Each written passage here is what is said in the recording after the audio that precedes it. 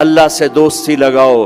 اور کتنا آسان ہے ساری زندگی کے گناہ کر کے اور ایک دفعہ کہہ دو یا اللہ توبہ.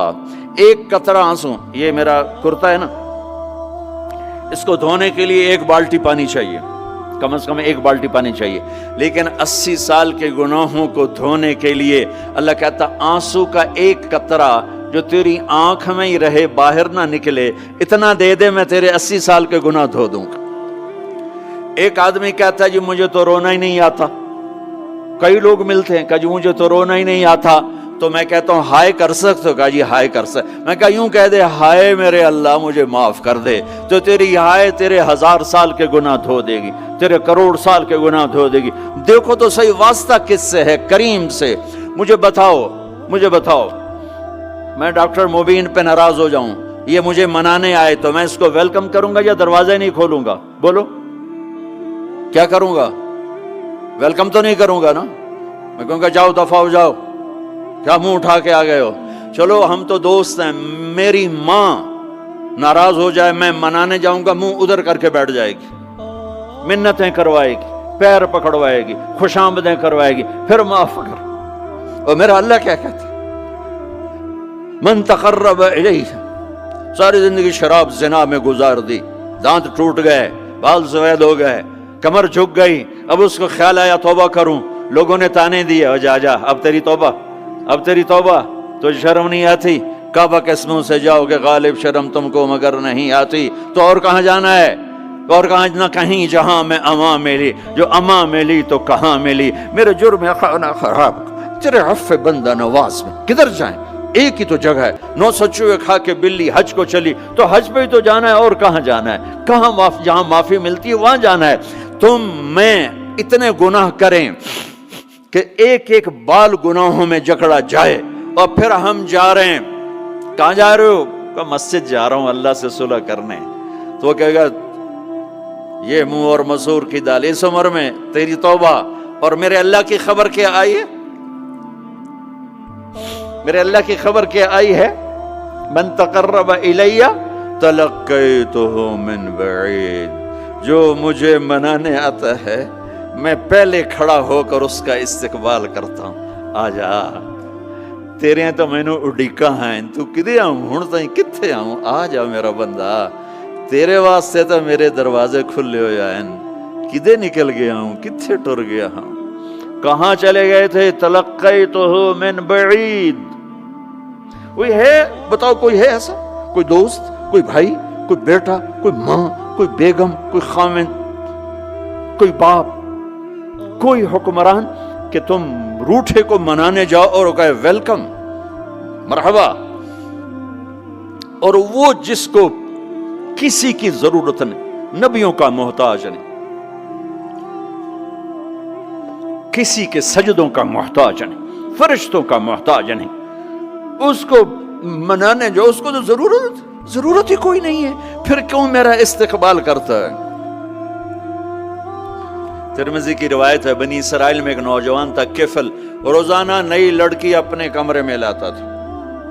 شراب اور لڑکی اس کی زندگی تھی. ایک رات ایک لڑکی کو لے کر آیا. 60 دینار پاکستان کا 12 لاکھ روپیہ بنتا ہے، اور آپ کا 1 لاکھ بنتا ہے. 1 لاکھ رینڈ دے کر وہ ایک لڑکی کو لے کر آتا ہے. جب کمرہ بند کیا تو دیکھا وہ لڑکی رو رہی تھی.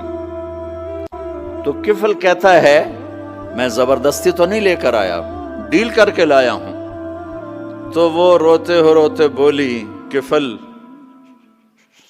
طوائف نہیں ہوں، غریب ہوں، مجھے غربت نے عزت بیچنے تک پہنچا دیا ہے. میں کہا کرتا ہوں جب مالدار لوگ زکوٰۃ نہیں دیتے تو غریبوں کی بیٹیاں طوائف بن جاتی. جب مالدار لوگ اپنے جنت بنا دنیا کو جنت بناتے ہیں اور غریبوں کو بھول جاتے ہیں تو غریبوں کی بیٹیوں کی عزتیں یوں نیلام ہوتی ہیں. وہ ساری زندگی کے لیے طوائف کا داغ اپنے ماتھے پہ لیتی ہیں اور زندگی بھر عزت کا ایک لمحہ نہیں گزار سکتی. اور طوائفوں سے کھیلنے والے وہ ویسے ہی مسٹر رہتے ہیں، وہ ویسے ہی ہز ہائنس رہتے ہیں، ویسے یور آنر رہتے ہیں. ایک بچی کی عزت برباد ہو گئی اور اس خبیث کی عزت ویسے کے ویسے ہے، اس لیے تو میرے اللہ نے قیامت کا دن رکھا ہے، اس لیے تو میرے اللہ نے قیامت کا دن رکھا ہے۔ ہائے ہائے ہائے ہائے، ایسے تو نہیں حسین سر کٹوا کے نیزوں پہ چڑھ گئے اور آل رسول گھسیٹے گئے اور بوٹی بوٹی ان کی ہو گئی کہ اللہ کو نہیں چھوڑنا باقی سب چھوڑ دیں گے۔ جس امت کے پاس کربلا کی تاریخ ہو وہ امت نماز چھوڑ دے، وہ امت جھوٹ بولے، شراب پی، زنا کرے۔ جلا دو اپنی تاریخ کو، جلا دو اپنی کتابوں کو، جلا دو اپنی میراث کو، جو کرنا پھر جو مرضی کرو، بھلا دو حسین کی قربانی کو۔ یہ کوئی زندگی ہے جو ہم گزار رہے ہیں؟ وہ عورت رونے لگی، وہ لڑکی رونے لگی، کفل عزت دار ہو، مجھے غربت نے طوائف بنا دیا ہے۔ تو کفل رو پڑا اور کہنے لگا میری بہن جس عزت سے آئی تھی چلی جا، جو پیسے دیے ہیں جا اپنی غربت مٹا، ہدیہ 60 دینار، 1,00,000 رینڈ بنتا ہے، جا اپنی غربت مٹا، اور میرے لیے دعا کر، میں بہت گندا انسان ہوں، میں تیری آنسوؤں کو دیکھ کر میں بھی توبہ کرتا ہوں۔ وہ لڑکی گھر پہنچی، پیچھے کفل مر گیا، اس کو نہیں پتا موت آئی کھڑی ہے سر پہ، وہ مر گیا۔ اللہ آخرت سے پردہ نہیں اٹھایا اللہ نے۔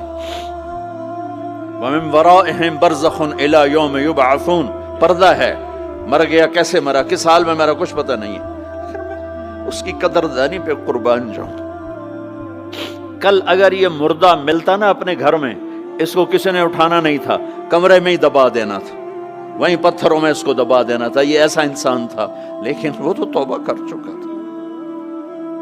اور توبہ کے بعد کی زندگی 15 منٹ، آدھا گھنٹہ، گھنٹہ، سوا گھنٹہ، 2 گھنٹے ہے، اور 30 سال کی زندگی زنا اور شراب میں ہے، اور آدھے گھنٹے کی زندگی میں صرف نیت کی ہے۔